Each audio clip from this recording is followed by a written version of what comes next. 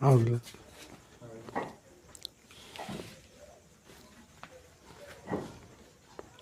Hello everyone, आप लोग को एसपीएन क्लासेस में हार्दिक अभिनंदन है।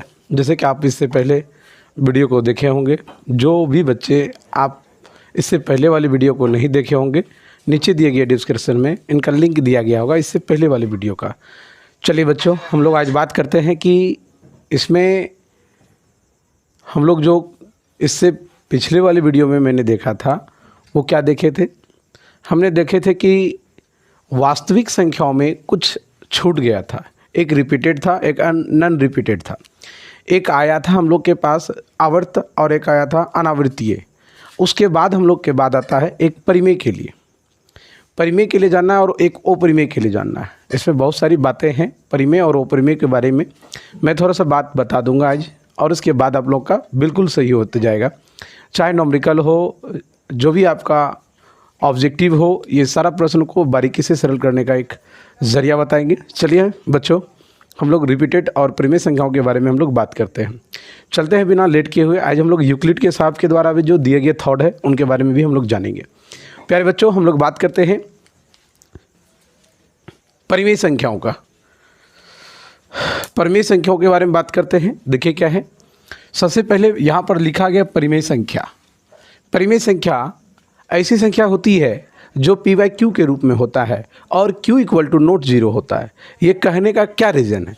ये कहने का रीज़न ये रहा कि जैसे कि हम लोग कोई संख्या लेते हैं, कोई भिन्न लेते हैं, और इस भिन्न में क्या देखते हैं, भिन्न में हम लोग देखते हैं जैसे कि P अपॉन Q, ये जो आपका अंश है और ये जो हर है, हमको कह रहा है कि हर जो है जीरो नहीं होना चाहिए, हर जो है वो जीरो नहीं होना चाहिए। एग्जाम्पल में जैसे 3/5, 2/5, 9/2, ये इस रूप में अगर दी गई संख्या है तो वो हमारा क्या है, परिमेय संख्याओं के रूप में आएंगे। और इसी परिमेय संख्याओं में रिपीटेड वाला भी आता है। यहाँ पे देखिए इंपॉर्टेंट सारा बात लिखा है। कहा जाता है कि इसमें कि इनमें जो है आवर्त संख्या भी, जो आवर्ती संख्या होते हैं, रिपीटेड जो होते हैं, वो रिपीटेड वाले भी परिमेय में आता है। चलिए मैं बात करता हूँ रिपीटेड के बारे में बात करना चाहूँगा। रिपीटेड में क्या आता है, जैसे हमने देखा था 1/3। ओके, अब 1/3 जो है इसको हम कैसे सरल करते थे। आप अगर 1 में डिविजिबल 3 से दिए थे तो 0 पॉइंट यहाँ से 3, अर्थात ये 9 हो गया, फिर यहाँ 1 आ गया, पॉइंट है ही, तो यहाँ पर पुनः 3 बार में खिलाना पड़ता था, तो पुनः 1 आ रहा, अर्थात बार बार 3 जो आ रहा था, इसलिए हम इसको रिपीटेड का नाम दिया था। 0.3 पर रेकरिंग बार का निशान होता था। ठीक है, तो अब अगर ये इस तरह से रहे तो इसको भिन्न में भी बदल सकते हैं, भिन्न में भी बदल सकते हैं। इसलिए अगर जिस पर रेकरिंग लगा हो उसको हम भिन्न में बदल सकते हैं, और जो भिन्न में बदला जा रहा है वो हमारा क्या होगा, परिमेय संख्या के रूप में रहेगी। चलिए मैं इस बात, अगर ये वाला बात आ ही गया है तो मैं एक बात बता दूं, इसका भी एक शॉर्ट ट्रिक है जो को आप आसान तरीके से भिन्न में बदल सकते हैं। इसका देखिए शॉर्ट ट्रिक क्या है वो बताते हैं। जैसे कि मेरे पास 0.3 पर रेकरिंग है, इसको कहेगा कि भिन्न में इसका भिन्न क्या होगा। तो जैसे क्लास 7, 8, 9 में पढ़े थे हम लोग, अगर यहाँ पर ये है तो इसका मतलब है यहाँ पर ये है तो हम लोग कहते थे कि 10 से मल्टीपल हो जाता था। जैसे कि मैंने लिखा कि माना कि x बराबर 0.333 ... इसका कहने का मतलब ये हुआ, रेकरिंग का बार बार हुआ। अब अगर 1 पर ऐसे दिया गया है तो हम लोग 10 से मल्टीपल कर लेते थे। इसको हम मान लेते हैं समीकरण फर्स्ट, और समीकरण फर्स्ट को 10 से गुना करने पर तो यहाँ हम लोग लिखते थे x बराबर 0.3333 ... समीकरण फर्स्ट मल्टीपल 10।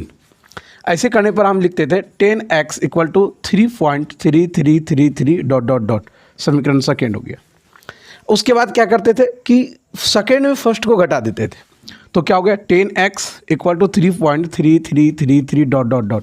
और इसमें क्या होता था x इक्वल टू 0.333 ऐसे करके घटा देते थे। घटाने के बाद ये 9x इधर से 3 बच जाता था, और x इक्वल टू 3/9 अर्थात 1/3 हो जाता था। x का वैल्यू 1/3 आ जाता था। अब इतना करने का कोई ज़रूरत नहीं, इतना करने का कोई ज़रूरत नहीं। अब शॉर्टली ट्रिक है वो याद रखिएगा, आपका आराम से सॉल्यूशन होगा। देखिए क्या है, अगर आपके पास 0.3 रहे और इस पर रेकरिंग रहे, इसको तुरंत बना सकते हैं। कैसे, वो देखिए, जिस पर रेकरिंग दिया गया है वो उसको ऊपर कर दीजिए। तो 3 पर रेकरिंग दिया था, मैंने ऊपर कर दिया, और जितना पर रेकरिंग दिया था उतना 9 नीचे कर दीजिए। तो 1 अंक पर दिया गया तो 1 अंक 9 दे दीजिए। अब आपके पास क्या हो गया, 3 3 जा 9, 3 अर्थात 1/3। देखिए आप इसका सरल किए तो ये आया था।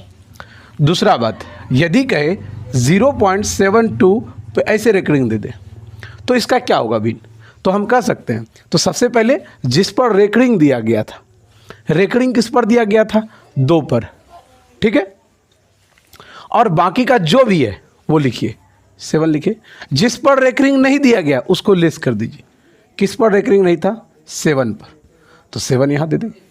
ओके, अब जितना अंक पर दिया गया था, कितना अंक पर, 1 अंक पर 1 9, और बाकी के बाद जो है उतना 0 लगाना है, अर्थात आप इसमें लेस कर देंगे जितना भी आ जाए, और 7 5 12 65 हो गया, 65 अपॉन कितना हो गया, 90, अर्थात ये कट रहा था, ये कट रहा है, आपका कितना हो गया सर, 13 5 65 और 18 5 90, 18, अर्थात आपका भिन्न जो है 13 18 हो गया।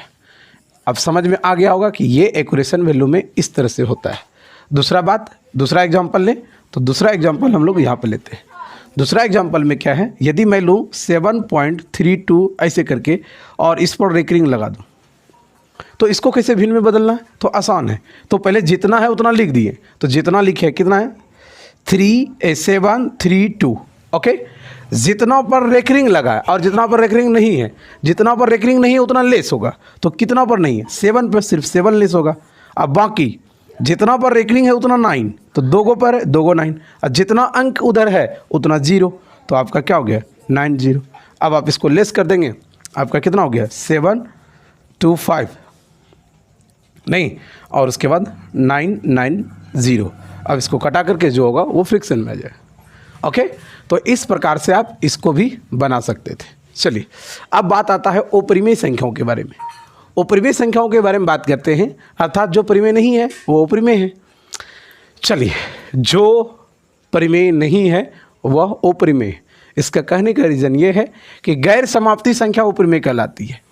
गैर समाप्ति मतलब पता ही नहीं चल रहा है ये समाप्त कहाँ है, अर्थात इनके एग्जाम्पल भी आप लोग को पता है, 3.1459 ... बहुत सारी संख्या आती रहती है, और ये भी अनरिपीटेड है, एक ही संख्या बार बार नहीं आ पा रही है, इसलिए इसको हम लोग क्या कह देते हैं, अपरिमेय संख्या कहते हैं। इसका वैल्यू जानते हैं 1.41 और ... कुछ ना आते ही रहता है, अर्थात ये भी हमारा क्या हो गया, अपरिमेय संख्या। दूसरा बात आता है, हम लोग के पास है 3, इसका भी वैल्यू आप लोग जानते हैं 1.73, और इसी तरह कुछ मान आते रहता है, जिसके कारण आप इसको क्या दिए, इसको क्या कहें, हमने इसको कहा अपरिमेय संख्या का नाम। चलिए कुछ कॉन्सेप्ट है, इसके बारे में मैं बात करता हूँ, ये कॉन्सेप्ट हम आपको बताते हैं।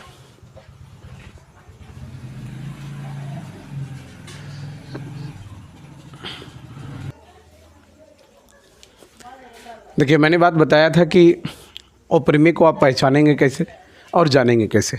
तो आपको मैं एक बात बता दूं कि अपरिमेय को पहचानने के लिए याद रखिएगा, जो भी संख्या हमारे रूट में होंगे, जो भी संख्या हमारे रूट में होंगे और उसका पूर्ण रूप से वर्गमूल ना हो, वो सारी संख्या अपरिमेय के रूप में आता है। अब अपरिमेय के साथ 4 खेला हो सकता है, वो कौन कौन सी है मैं बताना चाहूँगा। वो 4 खेला क्या है,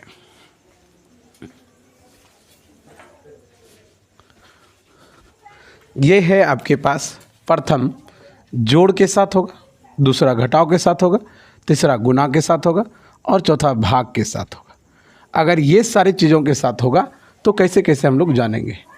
चलिए बात करते हैं, यदि हम कह दें कि परिमेय को यदि हम लोग P माने, ओके, और अपरिमेय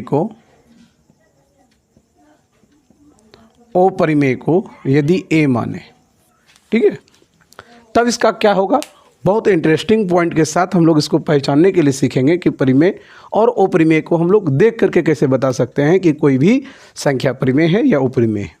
चलिए इसके बारे में अगर बात करते हैं तो यहाँ पर देखिए क्या है, अगर हम जोड़ के साथ पहले चलते हैं, जोड़ के साथ कहें तो देखिए, जोड़ के साथ चले तो इसका एक नियम है, प्रत्येक का 4 कॉन्सेप्ट है। हम जोड़ के लिए पहले सीखते हैं कि यदि परिमेय प्लस परिमेय हो तो हम लोग उसको सदैव परिमेय कहेंगे, ये दूसरा होगा। यदि परिमेय को अपरिमेय के साथ जोड़ा जाए तो ये अपरिमेय होगा। तीसरा है कि यदि हम कहें कि अपरिमेय है और अपरिमेय है तो ये अपरिमेय ही होगा। और चौथा होगा, यदि हम इसे कह दें कि अपरिमेय है और उसमें परिमेय जोड़ दीजिए, तब क्या होगा, तो ये भी अपरिमेय होगा। ठीक है, चलिए अब हम इसका एग्जाम्पल लेकर थोड़ा सा समझने का प्रयास करते हैं कि ये कैसे हुआ। तो परिमेय की जब बात करते हैं तो मान लिया जाए कि परिमेय मेरे पास एक 2 है और एक परिमेय है कोई जो कि वो मेरा 3 है। चलिए एक एग्जाम्पल को समझने का प्रयास करते हैं कि जैसे 2 प्लस 3 किए तो ये 5 आ गया, अर्थात 5 भी मेरा क्या है, तो परिमेय है। इस प्रकार से मैंने एक को समझा। दूसरा बात है कि परिमेय है और अपरिमेय है। कहने का मतलब है कि परिमेय है, जैसे मैंने 2 लिया तो ये मेरे लिए परिमेय है, और एक अपरिमेय लिया, इसका मतलब है कि मैंने √2 ले लिया और ये मेरे लिए अपरिमेय है।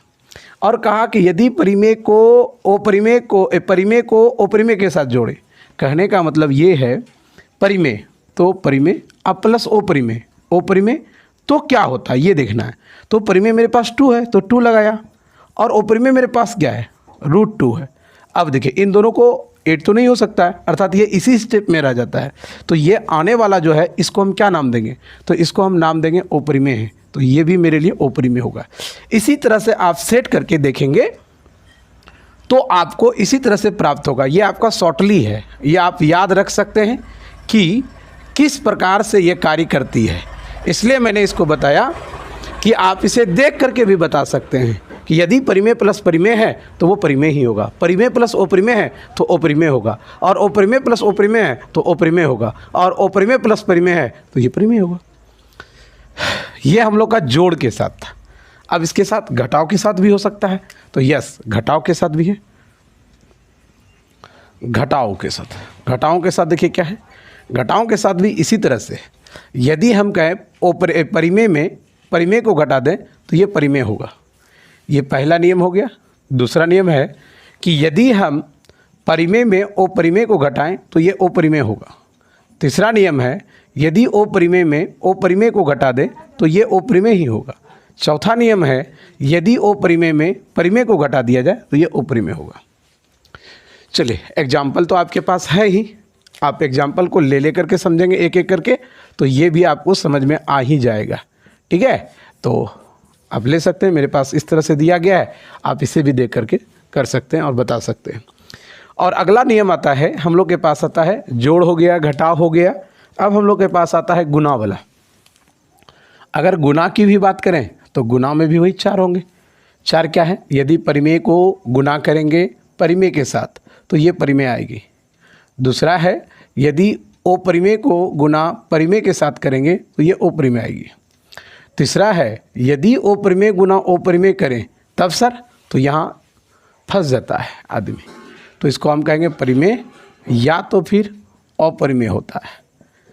चलिए चौथा क्या होगा सर, परिमेय अगुना अपरिमेय बराबर अपरिमेय होगा। चलिए इसमें थोड़ा सा एक बात था उसको बता ही दे जो कि आपको आसान होगा। ये कौन सा बात है, ये देखिए, कहने का मतलब है यहाँ पर कि परिमेय गुना परिमेय, परिमेय गुना परिमेय। तो देखते हैं, जैसे आपके पास डिजिट है, क्या क्या डिजिट है सर, तो पहला नंबर का एग्जाम्पल के अनुसार समझते हैं तो 2 × 2 बराबर 4, अर्थात ये भी परिमेय, ये भी परिमेय, ये भी परिमेय। दूसरा नंबर क्या है, अपरिमेय, √2 और गुना परिमेय 2, तो 2√2, समझ रहे हैं, अर्थात ये इसका तो समाप्त हो ही नहीं रहा है, और उसको भी आप 2 से गुना कर दीजिए तो और समाप्त नहीं है। यहाँ पे देखिए तीसरा क्या है कि यदि मैंने √2 को √2 से गुना किया तो √2 और √2 तो √4 हो जाता है, इसका तो परिमेय हो गया, इसलिए मैंने यहाँ पर परिमेय लगाया है। और कभी कभी क्या होता है, √2 को यदि √3 से गुना कर दे तो ये भी अपरिमेय और ये भी अपरिमेय, तो अपरिमेय गुना अपरिमेय मेरा परिमेय भी हो जा रहा है, इसलिए ध्यान दिया, एक अपरिमेय हो जाता है और एक ये √6 है ना, तो √6 क्या हो गया, ऊपरी में, अर्थात ये मेरे लिए ए हो गया। इसलिए मैंने ए और ये लगाया पी के लिए। अच्छा सॉरी, पहले मेरा परिमेय था तो परिमेय होगा, और दूसरा क्या था मेरा √2 गुना √6, तो मेरा ये क्या था ऊपरी में, अर्थात ये था दूसरा नंबर में। इसी प्रकार से मेरा तीसरा था। चौथा है मेरा भाग। अब भाग को समझते हैं कि भाग में भी क्या होता है, तो ध्यान देना है, भाग में भी थोड़ा सा है। जैसे कि पहले क्या है कि यदि मैंने परिमेय को भाग दे दूँ परिमेय से, तो आपको बताना होगा कि ये परिमेय ही होगा। दूसरा क्या है, यदि मैंने अपरिमेय में भाग दे दिए परिमेय से, ये अपरिमेय होगा। तीसरा बात है कि यदि अपरिमेय में मैंने अपरिमेय से भाग दे दिया, तो ये परिमेय या अपरिमेय भी हो जाता है। चौथा क्या है, यदि मैं परिमेय में मैं भाग दे दूं अपरिमेय से, तो ये अपरिमेय होगा। चलिए, इसमें भी एक ठो है आपको समझाने के लिए, वो समझाने का प्रयास करता हूँ। ये बाकी का बात तो आप जानते ही हैं। अपरिमेय और अपरिमेय, अपरिमेय का कहने का मतलब जैसे मैंने √2 को √2 से दे दिया, तो ये कट के 1 हो जाता है, 1 मेरा परिमेय है। और उसी तरह अगर √2 को यदि मैं √3 से कर दूं, तब तो ये अपरिमेय हो गया, क्योंकि अपरिमेय में अपरिमेय से भाग दिया जा रहा है। ठीक है, याद रखिएगा, परिमेय भी हो जाता है और अपरिमेय भी हो जाता है। तो ये 4 कॉन्सेप्ट के माध्यमों से आपको परिमेय और अपरिमेय से रिलेटेड जितने भी सवाल होंगे, मैक्सिमम ऑब्जेक्टिव वाला आप आसान से सरल कर सकते हैं, और इसको अच्छे ढंग से समझें तो और अच्छे से आप बना सकते हैं। चलिए बच्चों, इतनाटा जो कि आपने देखे, जिसमें कि आपको मैंने ऑब्जेक्टिव प्रश्नों को सरल करने का एक अच्छा थॉट बताया। तो चलते हैं बच्चों, हम इसी के बारे में और थोड़ा सा, जो कि यूक्लिड साहब ने यूक्लिड डिवीज़न एल्गोरिथम के बारे में बताया था, इसके बारे में थोड़ा सा चर्चा करेंगे, तब हम आपको प्रश्नावली की ओर ले चलेंगे। तो चलते हैं बच्चों, थोड़ा सा आप इसको देखिए।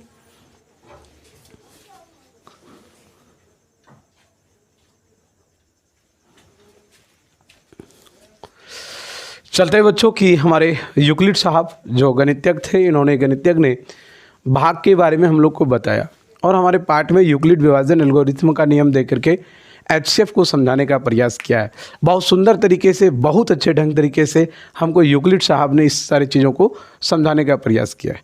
देखिए क्या है लिखा है कि यूक्लिड साहब ने सबसे पहले हम लोग किसी भी फ्रैक्शन में, जैसे कि हम कोई भिन्न लेते हैं, ठीक है, इस भिन्न में जैसे मैंने 5/2 लिया।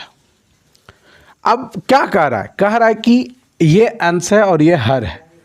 ठीक है, अंश में हर से भाग दे रहे हैं, अंश में हर से भाग दे रहे हैं। इसका मतलब है कि हम 5 में भाग दे रहे हैं 2 से, भाग दे रहे हैं 2 से। तो क्या आप इसको जब भाग देते हैं तो भाग में क्या होता है कि आप इसका गुणांक को देखना इसके बराबर हो या तो फिर इससे कम हो, बेसी नहीं। तो आप यहाँ पर क्या करते हैं, 2 2 जा 4, तो 2 दिए और यहाँ 4 दे दिए, ये 1 हो गया। इसका कहने का मतलब है, यहाँ पर देखिए, ये मेरा भाज्य है और ये मेरा भाजक है और ये मेरा भागफल है, और ये नीचे जो बचेगा मेरा वो शेष फल है। चलिए, तो यूक्लिड साहब ने बताया कि जो भी भाज्य होंगे ना, वो भाज्य जो होंगे वो भाजक अगुना भागफल प्लस शेष फल के योग के बराबर होंगे। कहने का मतलब ये हुआ, यदि ये मेरा ए है, ये क्यू है और ये मेरा बी है और नीचे रिमाइंडर ये आर है, तो हम कह सकते हैं कि ए बराबर Q multiple B R plus, अच्छा ये होता है बी और ये होता है क्यू। ठीक है, याद रखिएगा, ये होता है क्यू और ये होता है बी। चलिए, अब हमारे पास क्या हो गया, वही है आपके पास बी क्यू प्लस आर। कहने का मतलब यहाँ है कि 2 संख्या तो हमको ऑलरेडी मिलता है। 2 संख्या क्या है, ये देखिए, आपके पास ये ए है और ये आपके पास बी है। समझ में आया क्या, ये ऑलरेडी गिवन डेट रहती है, हमें दिया रहता है। तो इन्हीं फॉर्मूला से यूक्लिड साहब ने बताए कि HCF क्या है, HCF क्या है। तो एक्सप्लेन करते हैं और कुछ हम लोग बना कर देखते हैं और इनके दिए गए नियमों के अनुसार हम उसको समझने का प्रयास करते हैं। देखिए, इन्होंने सबसे पहले एक सोचा होगा कि HCF होता क्या है और इससे किस प्रकार से इनको यूज किया जा सकता है आगे चल कर के। तो उन्होंने मान लिया जाए, उन्होंने दो कोई संख्या लिया होगा। तो जैसे कि मैंने एक संख्या लिया, जैसे मान लिया एक 15 है और दूसरा 6, मान लिया कोई भी संख्या 15 एक 6 है। चलिए, जिसमें कि मैंने माना ये A है और एक B है। अब हमको देखना हुआ कि कौन बड़ा है और कौन छोटा है। तो इसी के डायग्राम का एक नक्शा मैंने तैयार किया। लंबाई ये मान लें और चौड़ाई ये है। तो मैं एक मानचित्र के माध्यमों से समझने का प्रयास करता हूं कि यूक्लिड साहब ने क्या किया। देखिए, चलिए, ये 15 ले लिया और ये 6 ले लिया। देखिए, ये 6 ले लिया। देखिए, कोई एरिया लिया और वह इस प्रकार से हो गया, इस प्रकार से हो गया। अब इन्होंने सोचा कि 15 को 6 के वर्ग रूप में काटे।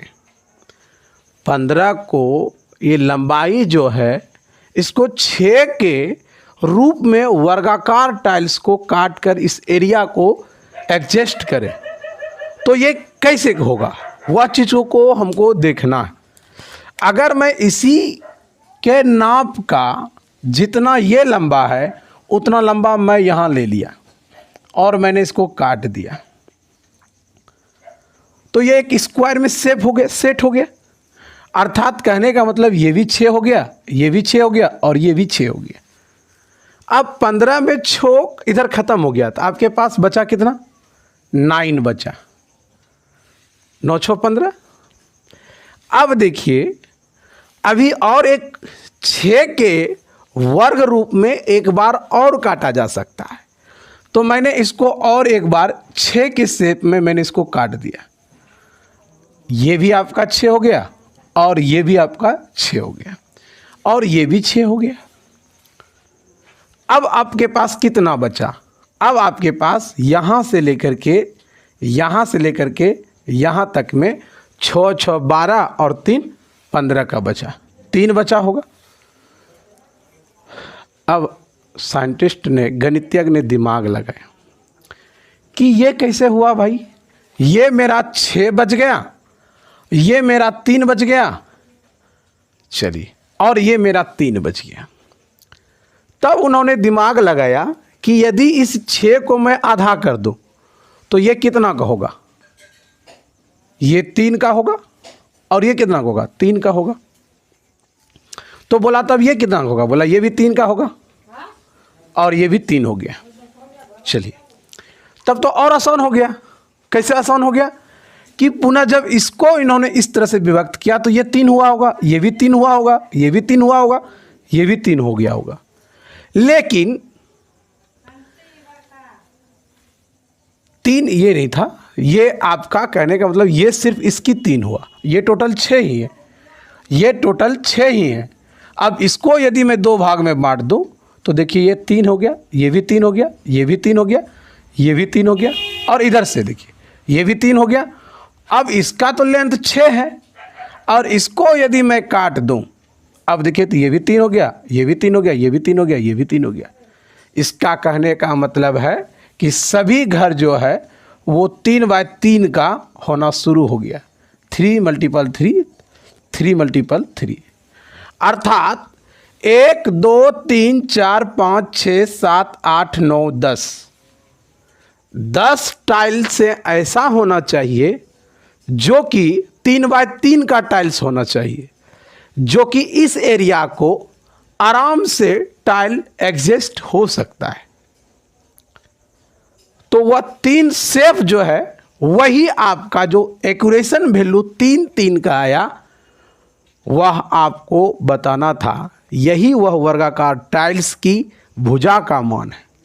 अर्थात आप इससे इतने बड़ी क्षेत्र का आप वह भुजा का मान निकालने के लिए भी आप इसका HCF का प्रयोग कर सकते थे।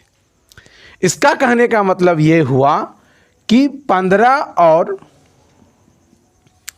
6 का HCF जो है वह 3 होगा।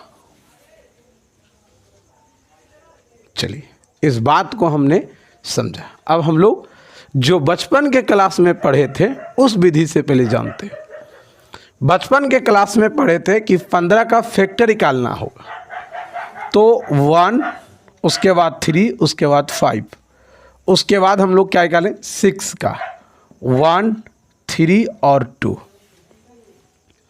इसमें क्या होता था कि जो कॉमन आ जाए वो आपका HCF हो जाएगा। 15 और 6 का HCF जो है वह 3 है। देखिए 3 यहाँ दिया था ना, 3 निकला ना।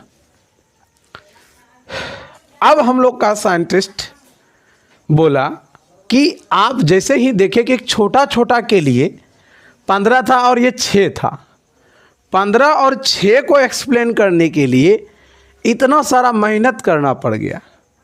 तब यूक्लिड साहब ने एक नियम दिया, बोला इतना करने का कोई ज़रूरत नहीं, बड़ा बड़ा यूनिट होता है, तब आप इस तरह नहीं कर पाइएगा। थोड़ा डिस्टर्ब होगा, कर पाएंगे लेकिन बहुत ज़्यादा टाइम लग जाएगा। तो इससे अच्छा है कि एक नया नियम बनाया जाए। वह नियम क्या था? तो वही नियम यहाँ डाला, यूक्लिड विभाजन एल्गोरिथम का नियम। क्या बोला कि ए का नाम 15 हो गया आपके पास और बी का मान 6 हो गया। सबसे पहले इन दोनों में जानना है कि कौन बड़ा है और कौन छोटा है। तो ए बड़ा था किससे? बी से। तो जो बड़ा था और जो छोटा है, इन छोटे वाले में और बड़े वाले में परख होने के बाद जो बड़े वाले हैं उसको छोटे वाले से भाग देना होता है। तो सबसे पहले हमको क्या करना होगा? ए में भाग देना होगा बी से। इसका कहने का मतलब A = BQ + R के रूप में लिखना होगा। तो अब हम कहीं रफ रूप में इसमें हम भाग दिया 6 से। 6 दूनी 12 हो गया और 3 का शेषफल A का मान 15 हो गया और यहाँ B का मान 6 अगुना Q का मान 2 और R का मान 3 हो गया। और इसी नियमों के बाद आपने इसमें 6 से दिए तो 2 बार में, अर्थात 6 पुनः बन गया मेरे लिए A और B का मान B हो गया। तो यहाँ 3 अगुना 2 + R अर्थात 0। जब तक कि रिमाइंडर शेषफल आपका 0 नहीं हो जाए और जो भाजक से वह विभक्त हुआ है वही भाजक आपके लिए HCF का कार्य करेगी। अर्थात वह आपके लिए HCF कितना आया है? 3। तो इस प्रकार से हमारे यूक्लिड साहब ने HCF को निकालने के लिए समझाया है।